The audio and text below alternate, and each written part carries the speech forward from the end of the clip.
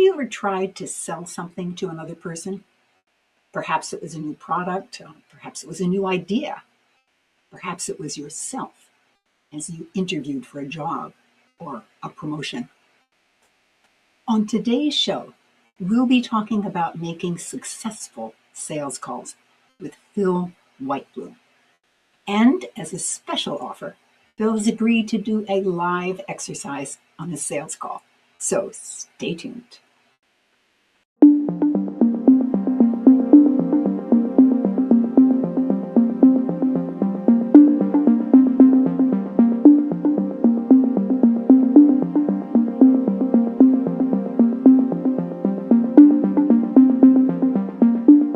Thank you for joining me today. I'm Madelyn Blair, and this is Unlocked, a show all about unlocking the resilient leader in you. Do you feel comfortable making sales calls? You might be selling a product or an idea, or maybe yourself. Most of us were taught that selling is about what we say, about having the right pitch, the right message, deliver it at exactly the right moment. And yet, for many people, that approach feels uncomfortable. It can feel transactional. It can feel like performance rather than conversation. What if that discomfort is a signal? In leadership, we're selling all the time. We sell ideas, change, direction, trust, and the leaders we trust most are rarely the ones with the smoothest pitch. They're the ones who ask good questions, listen carefully, and take the time to understand what matters to others. When selling becomes a conversation rather than a performance, something shifts.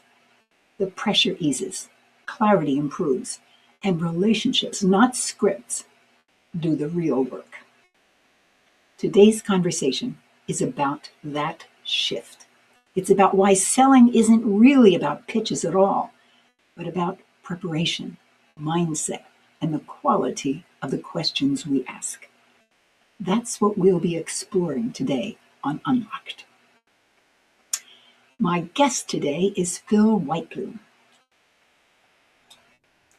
Phil, welcome to Unlocked. Oh, it's great to be here, and thanks for unlocking me and bringing me in.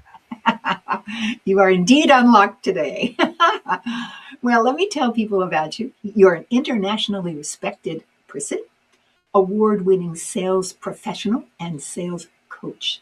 Phil is the founder of Been There Consulting Services. I love that name, Been There, and has spent more than 40 years in sales leadership with over $1.5 billion in products and services sold.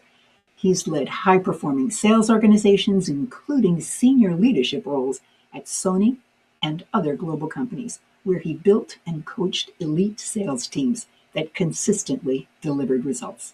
Phil is the author of Handling Objections, and we're going to talk about this book later on as well. Oh, let me get that in the center. There it is.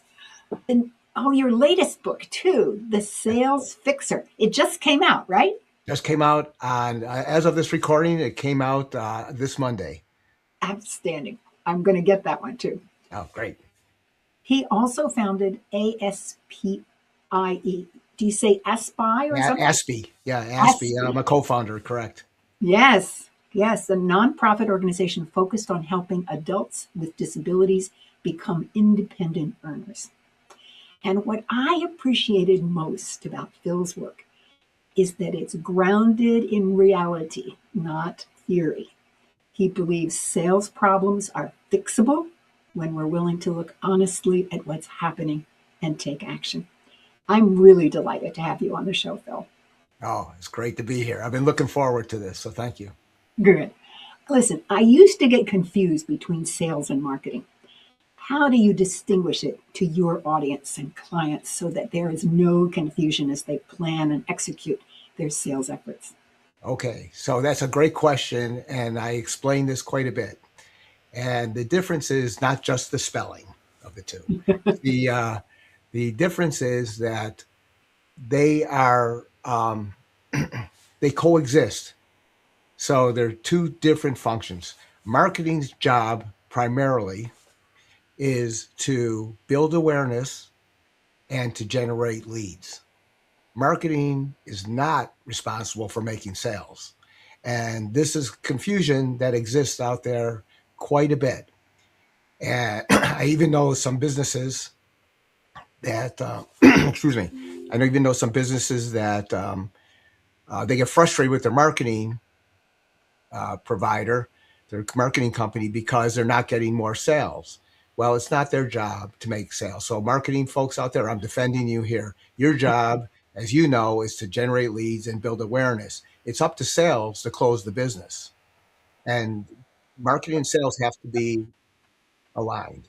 So selling's job is to take those leads that come from marketing or from wherever else, even self-generated leads, and get out there and close them. And that's the fundamental difference. Nobody has explained it to me that clearly, Phil. And I've studied it and read books on it.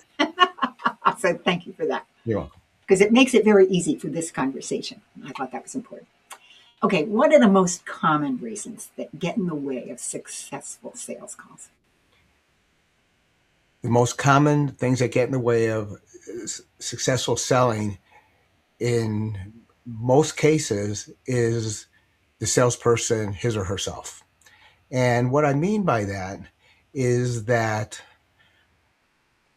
there's too much talking and not enough listening.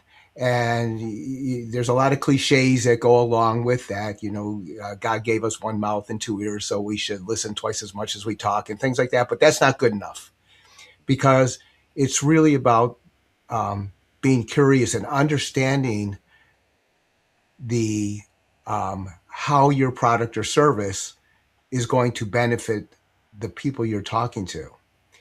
And the only way you're going to find that out is from asking questions, and not just good questions, not just open-ended questions, but what I call high-impact questions. And I think that's what differentiates me in this world, is in coaching that. And it is a huge difference maker. You know, as you were talking and responding to my question, I was in my own mind answering the question. And I realized that one of the reasons that I would talk too much, because you said we talk too much in a sales call, is because I have certain fear when I step into the call. You know, am I really ready? Can I really make this happen? I mean, it's amazing what was going on in my head as you were talking, and it's gone in my head when I was trying to do sales. Yeah. So could I ask you a couple of questions? And Absolutely. And not to put you on the spot. So I have lots of rules, and these are rules I put on myself. And these rules, and I always explain this in every talk I give, whether they're workshops or working with clients or wherever it's at. And that is, one is I never ask trick questions. There's no value in it, zero. So don't read between the lines. There's nothing there. And the other thing is, I never consciously ask a question to embarrass anybody. And I don't think I've accidentally done it in a long time.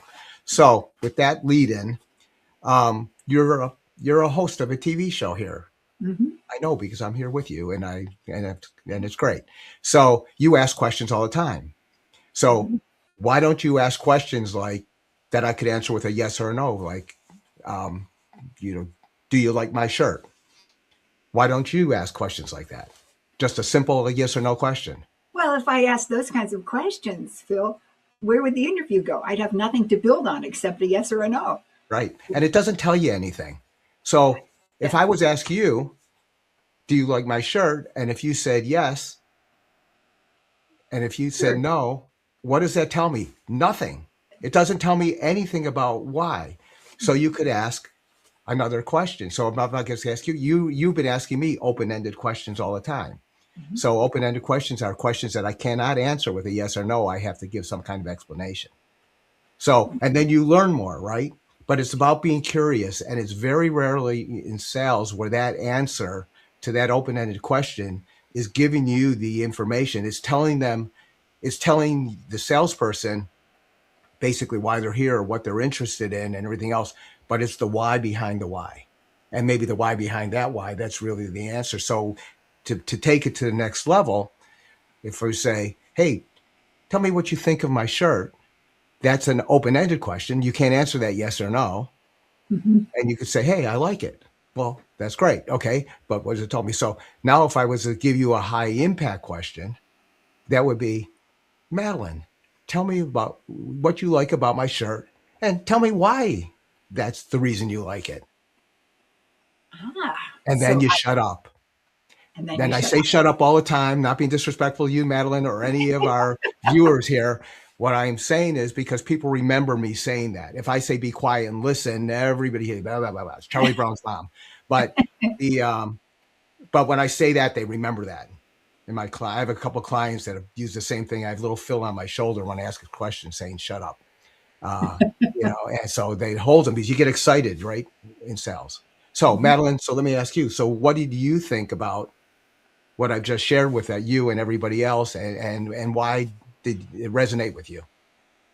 Well, I'll tell you what I liked was that my mind was going a mile a minute as you're answering the question. I think, oh, I hadn't thought about that. I hadn't thought about that. Gee, and I began asking myself the questions, just as I earlier said, and new things were coming up as a result. And I'm thinking back to I used to work for IBM back when it was called Big Blue. Yep. That's how old I am. I was a large systems marketing rep, and boy, did they teach you about you have to ask questions because. But I found, and I'm thinking back in the memory, you were so focused on these are the features I want to get across, and so it stopped you from really focusing on the client and the customer. What do they really need? What do they really want? Right. I see. I'm beginning to see insights Right. So of a things that. great example is, so let's go back to your IBM days. I'm very familiar. I worked with around IBM people all the time, and I competed against them at a very high level in my life. And and what you could, even when you're talking to an engineer and you're saying, and you're having this technical conversation, so people will think, well, you don't have to get into all of this with an engineer because they're about the getting it done, the on-offs, the buttons, what moves this to there, and everything else like that. So yes, for all of you who don't look like me with my gray hair, there were things that actually had button and dials on them. They're just not lights once in a while. So, but the reality is they may come out and say, I don't like the way that your product does this. And then what will happen in a lot of cases, the salesperson might get defensive and talk about this or that, or start being challenging, or just roll over and say, I guess we can't help you then. But the reality is, it's not about the button. It's not about the color of the button, the shape of the button, or what even the button initiates. It's about, let's step back for a second, Mr. Miss Engineer, Ms. Engineer. Let's take a step back and say, what is it that you want this function to do? What is exactly the end result that you need? And why is that important? Because what you're going to learn from that answer is that you may be accomplishing that, and you may be accomplishing it at a higher level, but because you didn't share that with the engineer just says, I don't like the way this works. And that engineer is going to tell that to the decision maker and the people paying for this, and they're going to go get somebody else's solution. However, when you say, "Oh, well, shame on me, I should have asked this question first," because here's what actually happens when you take this ugly button that you don't like, but watch this. And I said, now tell me what you think about that end result. And they're going to go, oh my God, this is what we've been looking for 6 years. Yeah. Right. So you went from losing a sale to probably winning a sale because of that one thing, because you asked the high impact questions. There's another piece of what you talk about, and that's all about preparing for the call. I wonder if you talk a little bit about, because, I'm assuming you mean there are things to do, to set the stage before you're actually making the call. What are those things? How should I Okay. get better So ready? I'm glad you asked it that way and made that statement, because I do want to say it's got nothing to do with setting the stage or anything else like that. It's making yourself as intelligent about the people that you're calling on. So let me define that. If you're a business to business, there's information on the business. Go learn about as much as you can. It's never been easier. I mean, Yes. so we are recording this in 2026. It has never been easier to get this kind of information. You have all the computer power in the world right at your fingertips, and you have AI, artificial intelligence, that you could go ask really great questions of, and get all this information. Not only that, you know who you're meeting with, so try and find out. It's not about to go in there and start, making it look like you've been stalking these people, but it's about having some knowledge. What is their interest? What is going on with this? And, even before all this technology, there was ways to do this. Could I share an example with you that Absolutely made the difference? Yeah. So I worked with American University in Washington, D.C. as a potential customer, and it went on for years. And during that time, 2 years, this opportunity. And in the middle of this, they changed presidents of the university. They changed the head person. And the head person had to sign off on this because it was well over $1 million. And so now I'm in a competition. There's a new person in charge, no relationship or anything else like that. So now I'm being brought in front of the president with all the other decision makers that are part of this project that's been going on for a long time. And what I did ahead of time is I read the commencement speech that this new president gave when he came to the university. And I saw his priorities. And in the presentation that I had prepared for him, I put his quotes in there that were, this is how this is going to help him to accomplish this. And he looked up and he said, somebody has done their research. That is quote unquote his words. And I remember this because I coach people with this example. And it didn't matter about anything else, because if the only reason I was in front of him is because he's already been told this is the viable solution, and this is the one that, they're leaning towards, or one of 2 or 3 of the solutions, that any one of these will work. So he wasn't questioning the technical capabilities, because I'm going to give you an example on the other side where this fails, okay. And so the difference maker was, will he remember what I was selling? Will he remember any of the details about this? Will he even remember the price after he's already signed off on it and it's gone, right? No, but what he'll always remember is that I remembered his mission statement, his quote, and everything else like that. And that made the difference. Nobody else could, if they weren't prepared like that, nobody else had a chance. And I won the deal. Of course. As I think about that, you also helped him feel like he was making a decision that hadn't been made by the team that he suddenly sat in front of, because he was new to the organization. So he could own that decision as well, which is a nice touch. Yeah. So the other side of that is, and I won't name the company, and but I will say that IBM was one of the competitors in this, and it wasn't my sale, but I was a younger person in my 20s, and I was sitting in a cubicle outside a conference room in the Fortune 100 company that I worked for at the time, and it wasn't Sony, and it was before that, and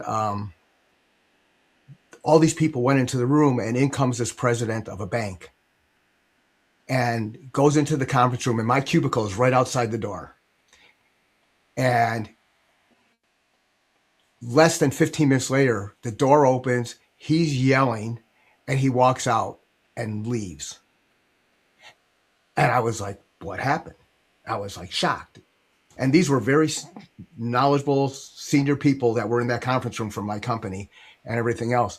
But they went in there. What I found out soon after, like minutes later, is that he was angry because he was there to have a business conversation. He's the president of a banking system. And they were showing him how you remember, these are from your days, these big machines work, these big systems worked and everything else. And they were going through the technical stuff on how this will do work and everything else. He wasn't there for any of that. He wouldn't have been there if he didn't already have confirmation from his design and engineering team and everybody else that was involved from the technical side. He was there to cut a deal. And they were doing this. And he said, you have wasted my time. And I heard all the words because I was right there. And he was gone. And my company lost the sale. Mm. And it was because of that minute. So they weren't prepared. They weren't thinking about, why is this person here? They didn't. And there's a lot of things you do at the early end, setting expectations, finding out the expectations of going in.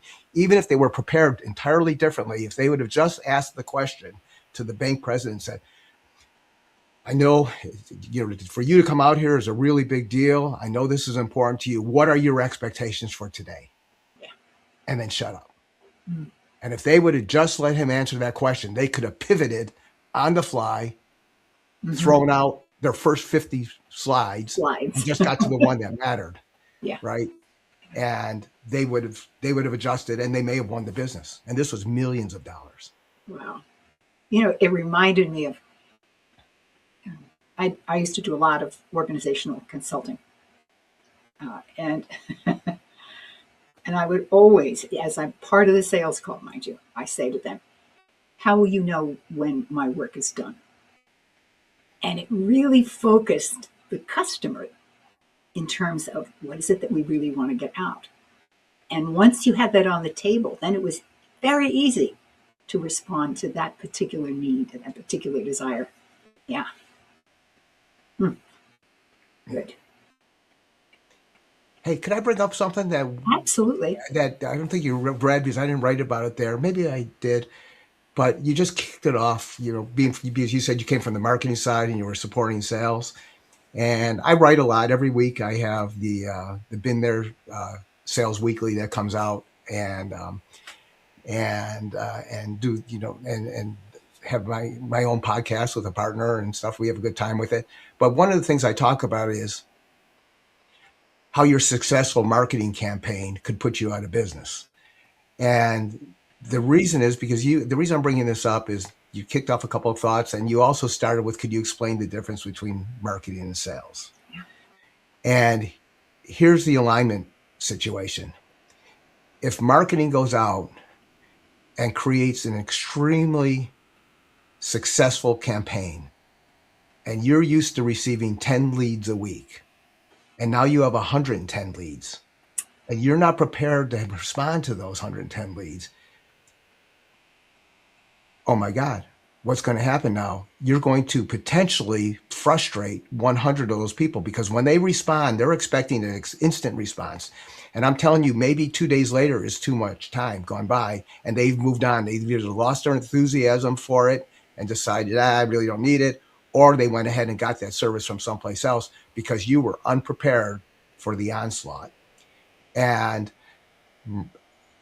if you were a provider, a services provider, and they said, and you were a window washing business for homes, and you put out this great campaign, and then all these people want you to come out, and you're getting all this stuff, but you didn't manage your resources. Say, how many people can we handle? How many could we handle in a month?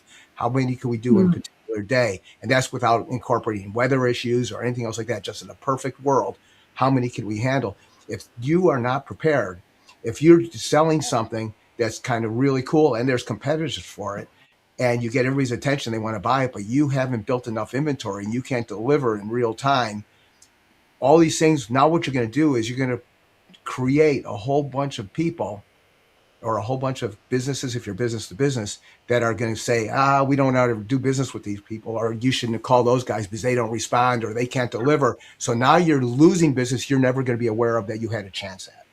That's right. So make sure that your marketing and sales are lined up before you launch anything. That's what I was thinking about. How is that? That is a perfect example of how you can lose your reputation, and basically by doing nothing. Right. So you got to, it's all about the preparation and the thoughtfulness, and listen to the smart people around you.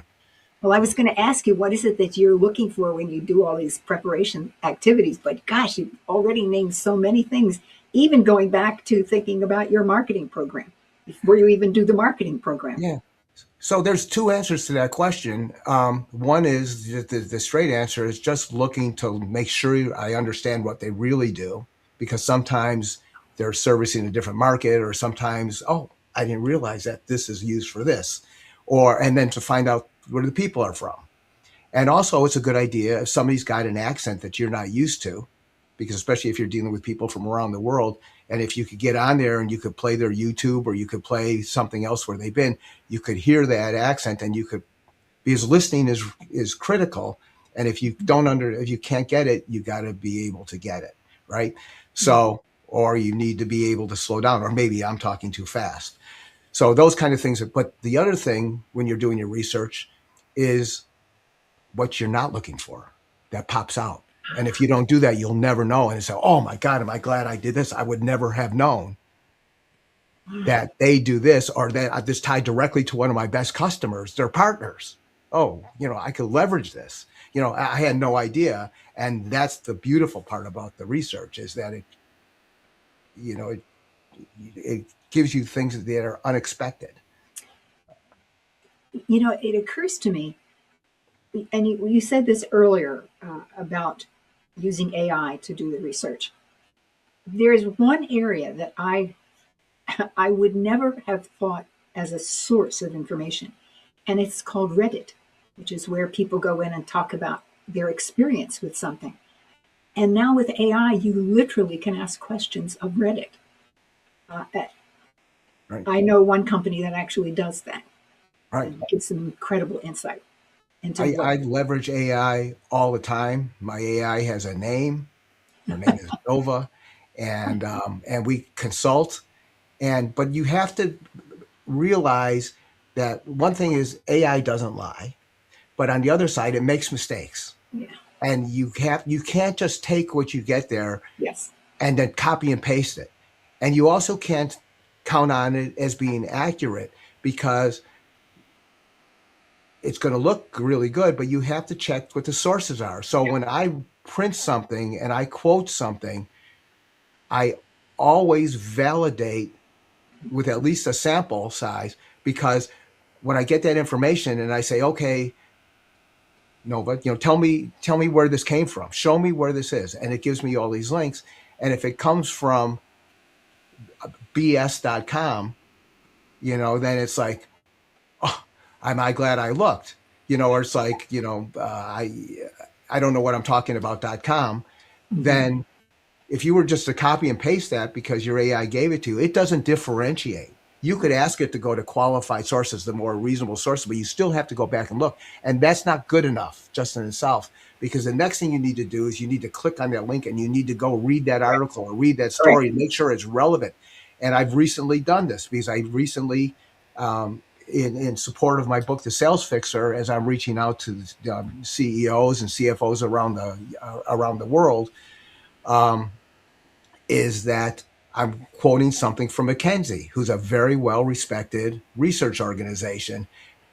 But that wasn't good enough. I went and I actually read, and I actually have printed it out. It's over here. So if anybody questions, Phil, where did that claim come from? I could actually email it to them direct with the link right to the article and what it says. And I'm prepared to do so. Yeah. And I advise people all the time, if you're going to use AI, always ask them to give you the references, the sources, and it will do that. No problem. Right. And it gives you credibility too. When you if you put that in your article or whatever you're publishing, you put it in there. It came from this source. Here's the link. Right. Check it out. Right. Okay.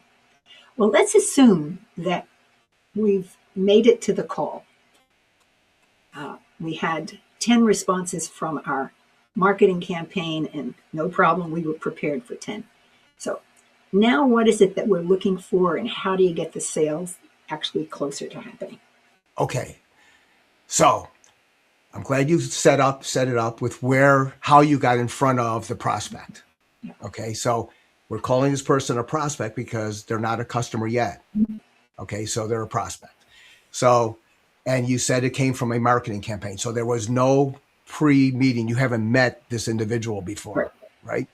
Okay. So you're in there, and Madelyn, you reached out to me through marketing. You responded. You didn't know it was me, but you responded, right? And so here we are. And I would say, Madelyn, great. Thank you very much. I'm so happy for your interest in our product/service, whatever it is. And, but Madelyn, I have to ask you, what was it that got your attention? Why am I here today? How can I help you? And then shut up. Well, now I'm going to answer that question because you're here on this show because Okay. I saw your reference from E360 TV from their Hostopia conference, and I went, okay, if he's there, then he's already credible because they curated you, so to speak. So then I reached out to you. Yeah. Well, thank you very much. And You're welcome. so that was great. And what was it specifically that, they do a lot of curation. I had many meetings with your CEO and head of marketing and before we went in. Mhm. But you weren't part of any of those conversations. So you just saw this. So what was it in there other than I was vetted that caught your attention? Because it was about sales, and I was interested in sales. And the fact that you were already validated by the company that chose you, then it eased it for me. I said, okay, good. And so thank you for that. And why is that topic, that subject, uh, important for you and the show? Because I need more sponsors. I have sponsors, but I need more. And anything that can give me an edge to finding another sponsor, I'm ready to do. Okay. And then we would go on, Matt, and we're going to step out of the role play here. And we Okay. would go on and I would learn tell me about your sponsors. Tell me about why sponsors sponsor you today. It's not about the number you have or don't have. It's about why do they do that? And then we built, for me, my way of approaching everything is levering strengths. I don't work on weaknesses because weaknesses are just strengths that haven't happened yet, or they may be necessary. I just made that up. So everybody wrote that down. So send me an email so I remember what I said. So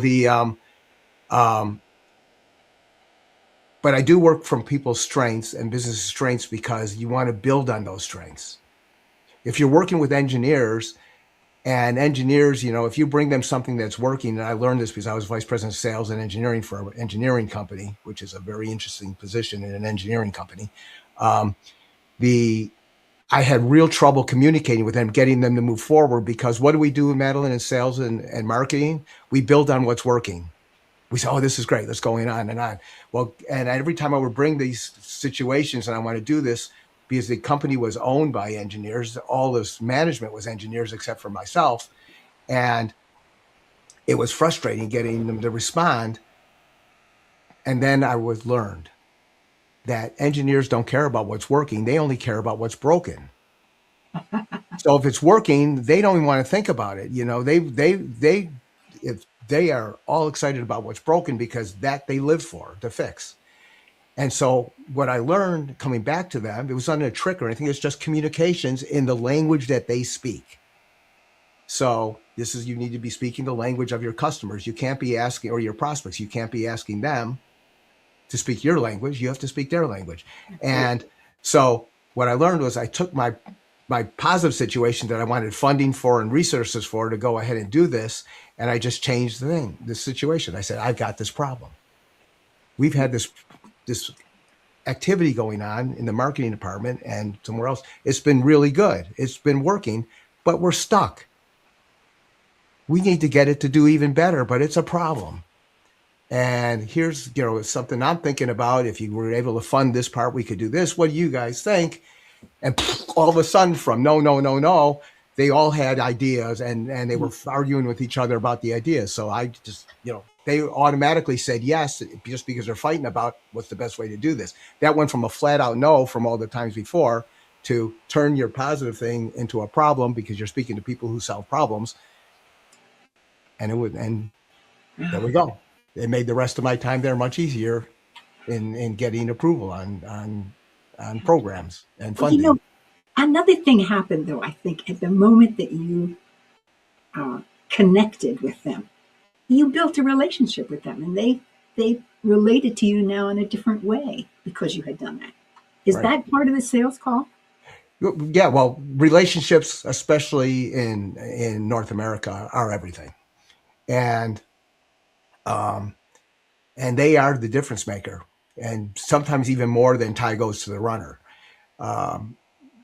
Because that for people who go out and network, that means talking to other people who could be your partners or give you referrals and vice versa. It's all about we hear all the time about people have to know you, trust you, and like you. Well, that doesn't happen necessarily in one meeting. It can, and sometimes it really does. But the trust is really about over time. And so I have already known these people. I've been working with them. Plus, I knew them for 20 years prior. After I retired from Sony, I went to work for them. They said, "Come work for us." I said, "Okay." So what it comes down to is, will they trust your judgment now that you're inside and doing these other things? And that has to be earned. And they already knew me. They already liked me. Otherwise, I wouldn't be there. But now when you're involved in their space and on a daily basis, not just every now and then, there's a lot of trust that here. And trust has to be earned, and you have to earn the trust all the time. You could spend a year building trust for easy math, and you could lose it in 2 minutes or less by having an integrity violation, something along those lines. Right. Brene Brown does a wonderful thing about trust, building trust. She calls it the marbles in the jar of marbles. Yeah. Trust is built by one marble at a time. A very small action can build trust. Yeah.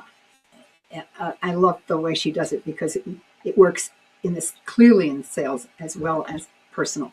That you're consistently doing things to support the other person. But when I was learning marketing back when I worked at IBM, I was taught that I should be prepared for objections. Now, I love the fact that your book is called Handling Objections. And there's one place in it. Now, see if I can read it with my computer glasses on. All right. It's called, no, I can't. How about that? There it is. Requesting more information. Okay. It says, ask for more information. Do not pretend that you understand things. Make sure that you always understand what the objection actually means. And I think you've begun talking about that. So, but say a little bit more, because this was key in IBM. You had to be able to handle any objection, even if it's one you didn't anticipate. So how do you handle one you don't anticipate? Okay. And I'm glad you separated that, because there's something where you can anticipate them, and then there's a methodology for handling ones you can anticipate. So we'll get to that. But to answer your question directly, let's pick one that happens all of the time for almost every business. And remember, for everybody who's viewing here, this isn't just about selling in business. This could be in communicating in any part of your life. I have one person who, I'm going to say this real quick and get back on track, is that she read the book and she said, "Phil, I'm going through a terrible divorce, and your book has helped me go through my divorce by these questions and how to handling objections and all this other stuff." I didn't write it for that. It wasn't even in the back of my mind anywhere. So that was great. And then there's other examples. People tell me how it helps with their families and this and that. So these kind of tools, it's about not arguing. It's not about getting defensive. It's about understanding. And just because you handle an objection correctly does not mean that you've overcome the objection, because maybe you can't. I mean, if you only sell very small cars and somebody has 12 children and they want to get them all in one car, that's an objection you cannot overcome. But you can help them by pointing them to somebody who you trust that sells vehicles that could handle the family size, right? Because now you've done them a great service. And when they need you, they're going to remember you helped them out. You didn't just try to crush them into a little tiny car. So here's the answer to your question. One of the most common objections is it costs too much. Yeah. Right? Yeah. Oh, it costs too much. It's the best way to get rid of somebody, or to start negotiating for a better price, or whatever it is. So you said, first thing you do is you have to acknowledge the objection. So you don't just repeat it says it costs too much. And they say, well, didn't I just say that? And so that you don't want to do that. You say, and you just want to acknowledge, if I heard what you said, because money's always important. and you're telling me that this is it costs too much. But so tell me more about that. Tell me, what? Yeah, and I don't always like giving examples of to help them with something because they may choose one and it may not be the right. Any of them might be not the choice, but then they may say, well, what do you mean? And I'll say, okay. So what I mean by that is, are you looking at something else? Have we sold you this in the past at a lower price? Is it above your budget or your expectations? What is it that makes it too much? And then you shut up. And they will answer. Because that one you can't even ask a high impact question for yet because you don't know where it's going. Yeah. Because sometimes it's just a bluff or a red herring or something like that, which I talk about in the book, which is a distraction from the real reason. So by doing that, now you're not going. I had one person that I work with, he was a client of mine, drove me nuts. The first thing he would say to a customer or a prospect when they say, how much does this cost? He goes, it's $1,000, but I'll give you 10% off. Now, all they did was ask what it costs. So now you know where the negotiation part starts from now? $900. That's right. Instead of $1,000. And also maybe they were just ready to write a check for $1,000 and he just gave away $100. Yeah. And this happened all the time. It drives me nuts. Before you do anything, before you get defensive about it or trying to explain, oh yeah, but ours does all of these things. But they don't need all of these things. They need one of these things. He goes, that's why it costs too much. Yours does 9 things. I need one thing. I don't want to pay for the other 9 things. I'm just going to go get something from something that's less money and does the one thing that I want. So when somebody says it costs too much, it's not a reason to panic and trauma and start getting defensive and explaining and discounting and everything else. Just find out, what are they talking about? What compared to what? So what did you like about that answer, Madelyn? I was thinking about all the times I have said to people, sorry, it's out of my budget. It was so easy to say no. And it may have, had they pressed, I might have found a way in which I could meet it, moving monies around or whatever. I mean, there's a lot of things to the options to that. But it's just a quick, easy way to shut the salesman down. A real world situation. I'm working with somebody right now. I spoke to him less than 12 business hours ago. And I was talking to him about somebody who I'm already working with in a similar environment. And I shared with him what the cost of this service was $8,500. And he immediately said, wow, he goes, I know there's value in this, but there's no way I could afford that. And I said, I didn't think you could. He goes, well, I said, but I'm telling you, this is what it is. So does that mean we shouldn't be working together?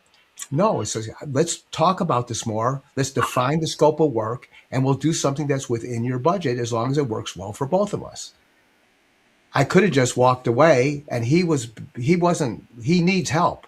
There's no question about it. He needs the help. I knew he didn't have the $8,500 to give me all up front for this going into it, but I told him what it is. And by the way, when you set their expectation up here, then it's a lot easier to go there. What if I said it's $4,500 and they said, oh, that's outside my budget. Now $4,500 is going to sound like a bargain to them. Yeah. Right? It's not a game. It's not manipulation, but I'm also not going to give the same level of service for $4,500 and the amount of time for the $8,500, but I'm going to accomplish what he needs to get done. What I really like about your response is that you have opened the door to say, let's work within your means and find out what I can do for you for that amount. So I'm not destroying your budget, and yet we're meeting at least some of your need. I like that a lot. Yeah. I'm going to use that one. You should. It's good because you know what's great about all this stuff? It's honest. Yeah. It's always honest because you're not telling them anything. You're just asking questions. Yeah. Now I want to ask one of those big questions. Okay, I'll sit down. What's the mindset that you really need when you're preparing and when you're in the midst of a sales call? What's your mindset have to be? Okay, this is a fantastic question, and I'm going to share with you why. So, by the way, side note, when you give a compliment like I just did, If you don't explain at least in a few seconds why that was the compliment, then it's just flattery. Yeah. Okay. And people appreciate that. People appreciate nice things, but sometimes people recognize it as flattery and it doesn't carry any weight. In fact, it could work the other way. So you explain why just really quickly. And the reason it is because it's something that I work with everybody on, because here it is. Mindset. The mindset is you need to get out of your head and stay out of your head and be always in their head. If you catch yourself thinking about other than trying to analyze what they're saying and how to help them forward, you think about, oh my God, I was expecting this sale, in the next week, and now it doesn't look like it's going to happen. What's going to happen? Or maybe they're leaning towards a competitor, and now you're in there and you're all worried about yourself, your commission, keeping your job, and you're worried about all of this stuff. Or boy, it's like, I really got to get going here. There's a game I want to watch or whatever it is. You're not in their head. You're in your head. You need to be 100% out of your head. You need to be 100% in their head. And mindset is always about being focused and curious about the person you are speaking with, because they will know. And how do you keep that mindset? You take notes.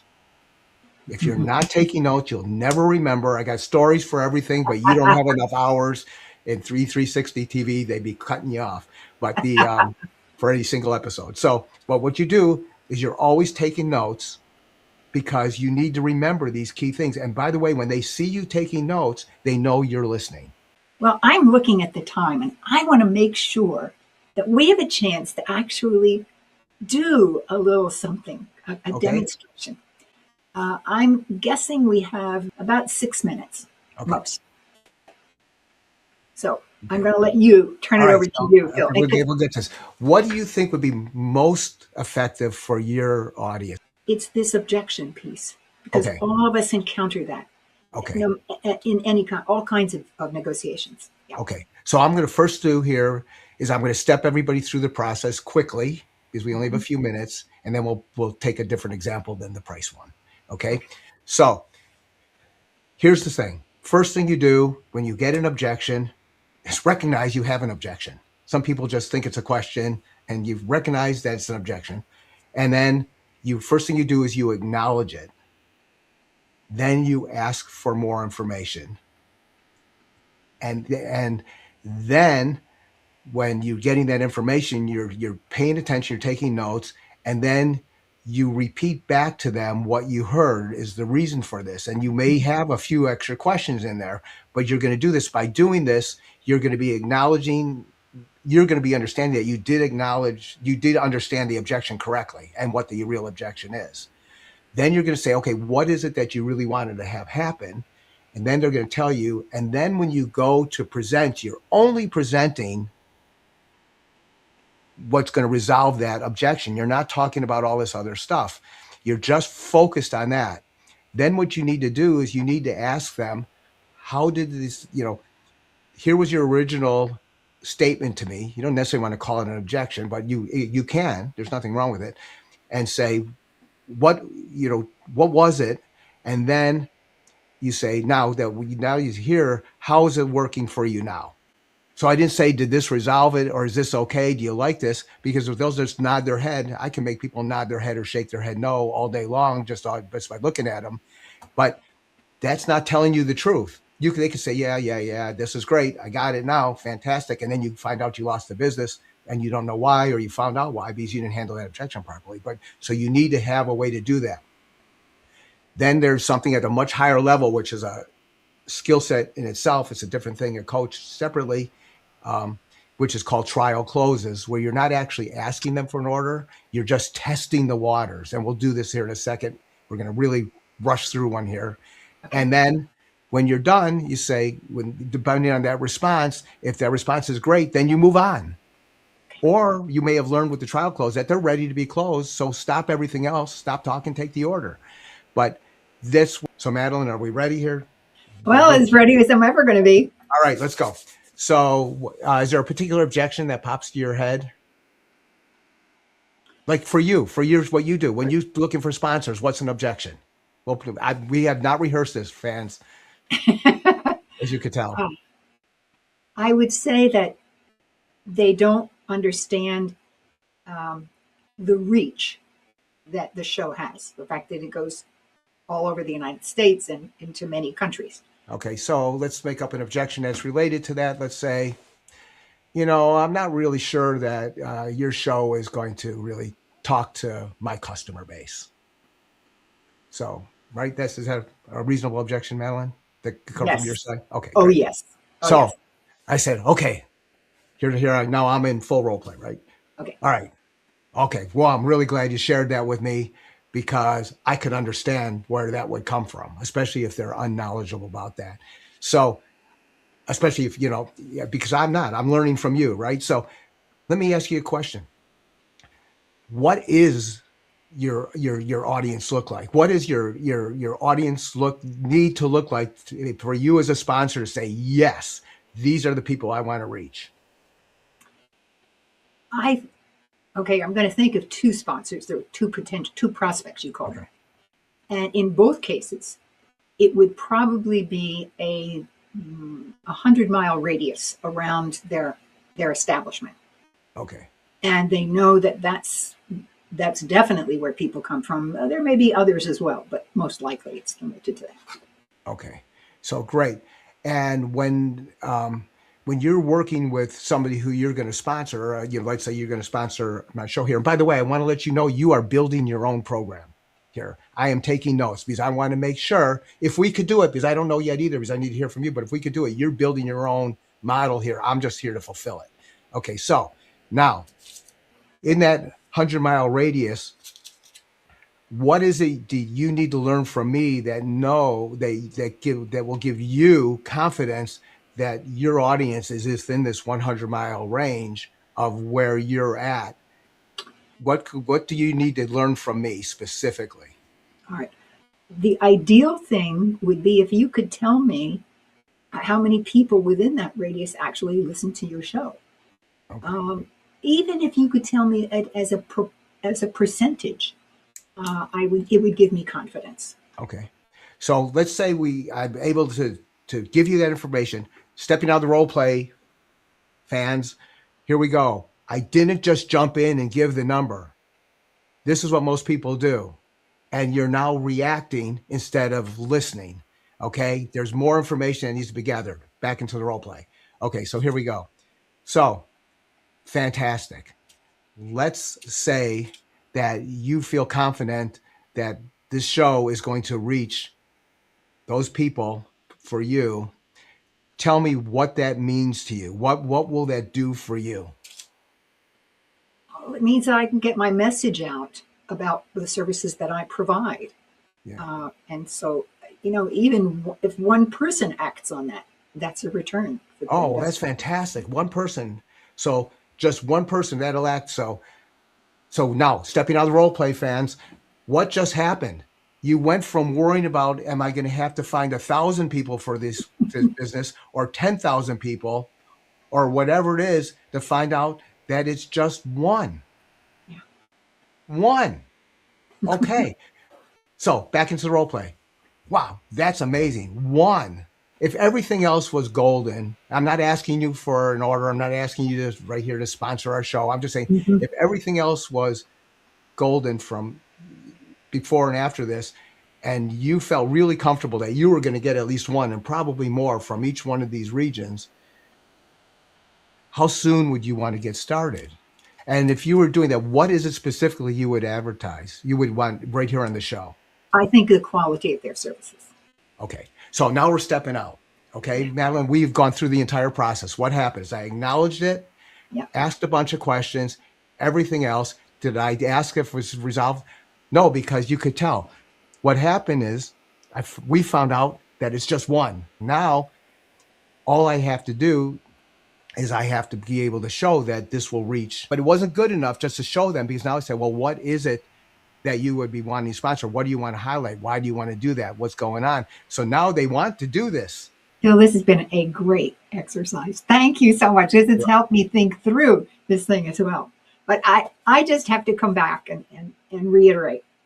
Phil his book is Handling Objections, and his new one is called, no, I can't read it. The Sales Fixer. The Sales Fixer.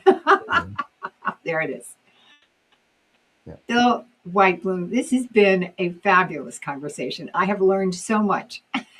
Thank you so much. You're welcome. And what makes these really great conversations is the quality of the questions from the interviewers. So thank you very much. Oh, thank you. Wow, what a conversation. I want to thank you for being here today. And I just can't imagine that you haven't learned something from this conversation, something that you can actually use in your own life. So, I'm Madelyn Blair, wishing you infinite possibilities as you unlock your resilient leader.